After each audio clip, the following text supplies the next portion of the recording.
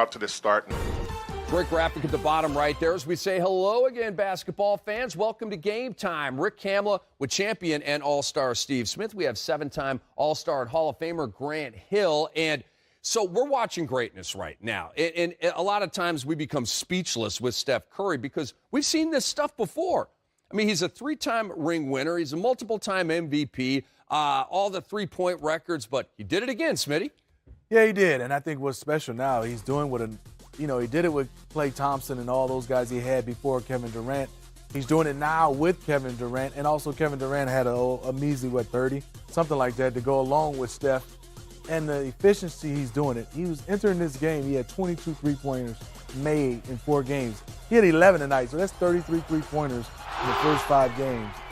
These numbers are just something that's mind-boggling for me. And to watch him having these contested deep threes and shoot the efficient shots and the percentage he's shooting, it's unreal to me, Grant. Yeah, Smitty, you said it best, contested deep threes. See, you know you're special when you do something that nobody else does. And those shots, a majority of those right there, coming down through the legs from 30 feet, off balance, we don't see that. You only see that from Steph Curry. And so every time he has these type of moments, you are in awe. I mean, and like you said, we got some good credentials ourselves, and we've played with and against some great players. But that performance, that was special. I mean, every time he steps on the court, he makes history. I mean, tonight, well, not every time, but most times, he passed Jamal Crawford tonight on the all-time three-point list into 5th place. Stephen Curry is in the prime of his career. Is he 30? He's right around 30 years old, and he's already 5th all-time in threes made.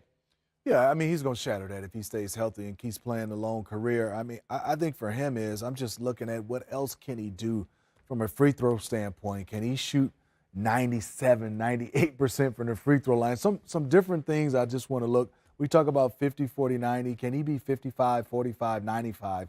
He's going to make up some new categories that we're talking about. By the way, the Warriors tonight were 50, 40, 90 as a team, for what it's worth. Now, this was a Leagues Pass special Wednesday. Friday, you're going to watch Steph and KD and Klay and the Warriors at Madison Square Garden, where Steph has had some eruptions before in his career. Warriors and Knicks at 7:30, followed by Wizards and Kings at 10, and we get it started at 7 o'clock with the Auto Trader pregame. But we have a doubleheader for you Friday night and Tuesday on the Jimmy Kimmel Show.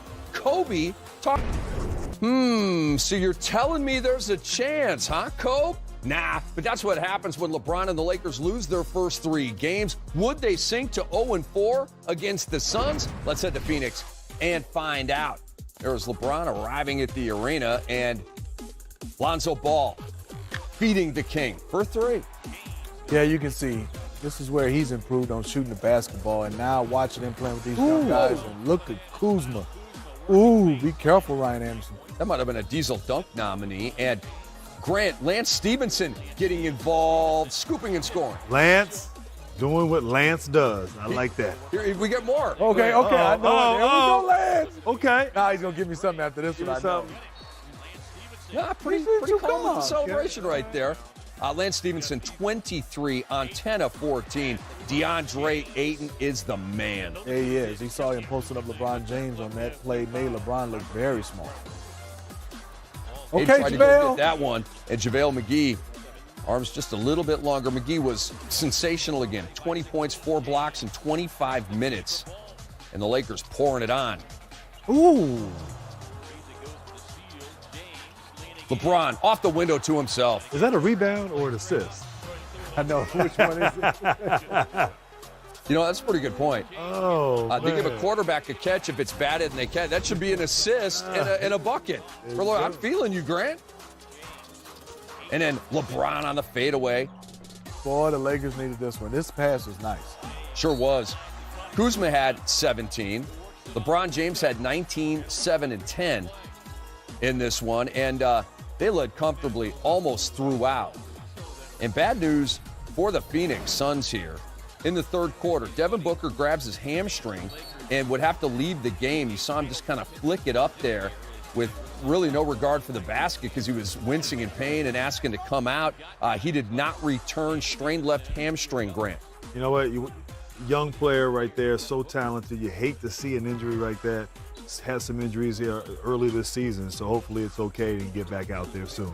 Lakers having fun now. They get the steal. Lance off the glass to Lonzo Ball. I love it. That's Lance. Look at Lonzo. A little athleticism from the young fella. He's played well. He sure has. Starting obviously with Rajon Rondo suspended, 12, 7, and 6 for Lonzo. Congratulations to LeBron James on his first win in the purple and gold. He has won individually 19 of the last 20 head up with Phoenix. Josh Stark got the start over KCP. He had 15 points and made 4 of 6 from downtown. Phoenix drops to 1 and 3. Here's LBJ off the win. How's it feel to get that first win as a Laker? It feels great to win, period, but it feels good for us to know what we've been doing over the training camp in these first few games to continue to get better. I think we've gotten better tonight, and we want to try to continue that going forward. We stuck to the game plan as close to 48 minutes as possible. We came in trying to get them out of their sets. We knew, if you let a young team like this get comfortable, then they're going to be very dangerous, which they showed in their first game when they played against the Mavericks here. So we was able to get them out of it in the later state of that first quarter, took it into the second quarter all the way into halftime, and kept it going throughout the game. And you've got to give the Lakers a lot of credit. They lost an absolute heartbreaker the other night to the San Antonio Spurs. Both teams going over 140, emptying the gas tank, all that. All cliches are in play with that. But what's next for the L.A. Lakers now after getting their first victory? Well, I think for me, a couple things. Can they rebound the basketball? When JaVale McGee goes out of the game, they become very, very small. Second for me is you, Luke Walton, and that coaching staff. They've had so many different guys to start this season. He was trying to figure out chemistry-wise. Then you have the suspensions. Now you have Kyle Kuzma playing well. Josh Hart gets inserted into the starting lineup. Who starts, who finishes, and I think that's what Luke Walton was still going to have to figure out. Sometimes with teams like this, when you have two guys out, it makes it easier for chemistry and rhythm, especially from a coaching staff and players. Now adding Brandon Ingram, he has to play. Rondo, he has to play. So I'm interested to see where they go as far as who plays together in the chemistry. No, you're so right, Smitty. I mean, first of all, this is a great win for them. And sometimes when you've lost and you have all the pressure and expectations that LeBron brings, you got to just remind yourself what it takes to win and get that sort of feeling of winning. And I love they were very unselfish. LeBron didn't put up gaudy numbers. He had 7 guys in double figures here tonight. It was really a team effort, but defensively. I thought this team could be a really good defensive team. I knew there were some struggles on the offensive end, not great shooting, but you have some guys from an athletic standpoint who could take the challenge and be good defensively. Phoenix, a young team, but to come in and get it done offensively and defensively, something to build upon as they move forward. But it doesn't get any easier in the Western Conference. I think Denver they have next, who's playing as well as anybody right now in the NBA. Yeah, that's Thursday night on TNT. Was LeBron unfairly criticized for missing those free throws against San Antonio? What was the criticism? Did he miss free throws? I mean, just, people, you're LeBron, you can't miss these free throws. I mean, nice response from him, but was that unfair? Quickly. I was surprised that he missed both. That's what I was surprised about. Yeah, I mean, look, he's generated enough goodwill. He's done enough clutch things down the stretch. But, yeah, he should have made those free throws in that situation.